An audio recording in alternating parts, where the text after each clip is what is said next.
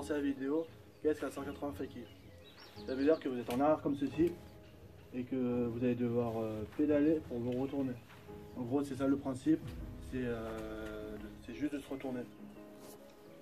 Alors, du coup, pour moi, mon point de vue, au début, c'est plus facile quand on arrive face à une courbe. Plus la courbe est entre guillemets raide, plus vous avez une courbe assez forte, plus ça va vous permettre de partir en arrière. Et plus vous allez essayer de le faire sur le plat, et plus ça va être difficile. Du coup, vous allez arriver face à votre courbe.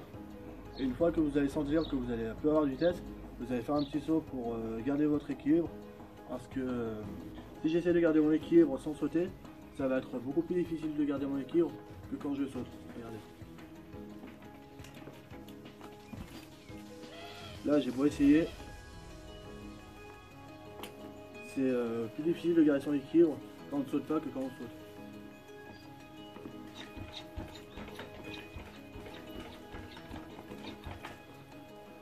Du coup, une fois que vous êtes arrivé face à la courbe et vous avez fait votre petit saut pour maintenir votre équilibre, vous allez tout naturellement repartir en arrière.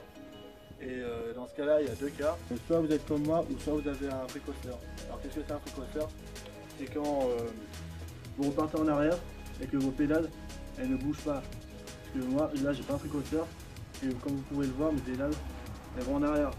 Et donc, si vous pédalez pas pendant que vous partez en arrière, ça va tout simplement bloquer le vélo et vous n'allez jamais réussir à partir en arrière. Du coup, une fois que vous êtes arrivé sur le incliné face à vous, vous avez fait votre petit saut et vous commencez à pédaler en arrière, vous allez me dire mais dans quel sens je dois tourner? Alors si vous êtes pied droit devant, vous allez tourner vers la gauche. Si vous êtes pied gauche devant, vous allez tourner vers la droite. C'est un peu comme les 3-6. Si vous êtes pied droit devant et que vous voulez tourner vers la droite, ça va être beaucoup plus difficile. Tourner vers la gauche, vous allez avoir votre jambe comme ceci et ça va vous empêcher de tourner. Regardez, si je me mets comme ça, j'essaie de me tourner, c'est beaucoup plus difficile avec la jambe, parce qu'elle bloque ici. Et là, c'est beaucoup plus simple, car j'ai pas la jambe qui bloque.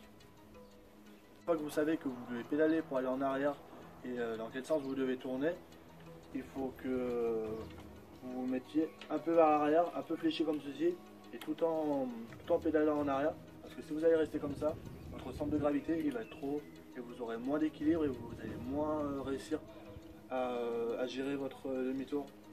Du coup, vous arrivez, vous faites un petit saut pour garder l'équilibre. Ensuite, vous pédalez en arrière, vous rabaissez en même temps. Et en même temps, pour tourner le guidon. Ça fait un peu beaucoup de choses à la fois, mais de toute façon, après, c'est en faisant que. Il n'y a pas de recette miracle pour ça, c'est en faisant que ça va venir. À force d'en faire, vous allez comprendre le truc, et après, ça va venir tout naturellement. Du coup, là, je vais vous montrer comment faire, comment je fais. Du coup, je vais redire un peu les étapes. Alors, la première étape, c'est soit quand vous arrivez face à votre courbe, vous faites votre petit saut. Ensuite, vous savez bien dans quel sens il faut tourner. Si vous êtes pied droit devant, vous tournez vers la gauche. Si vous êtes pied gauche, vous tournez vers la droite. Et une fois que vous avez fait votre petit saut, que vous êtes stabilisé et que vous commencez à pédaler en arrière, en même temps, il faut tourner le guidon, se mettre un peu vers l'arrière pour baisser son centre de gravité. Et ensuite, il faut porter sur la jambe qui est devant pour pouvoir arrêter de repartir en arrière. Et après, faire un petit saut pour pouvoir se remettre droit.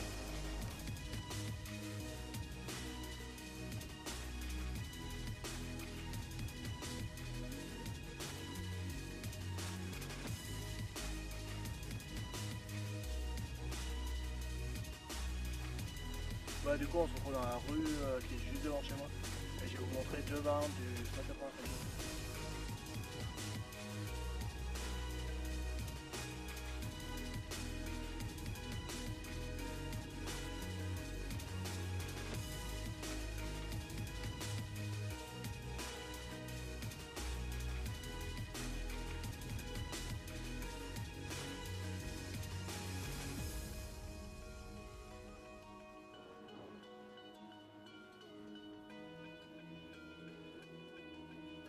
Voilà, c'est la fin de la vidéo. Si la vidéo vous a plu, n'hésitez pas à vous abonner et à lâcher un like.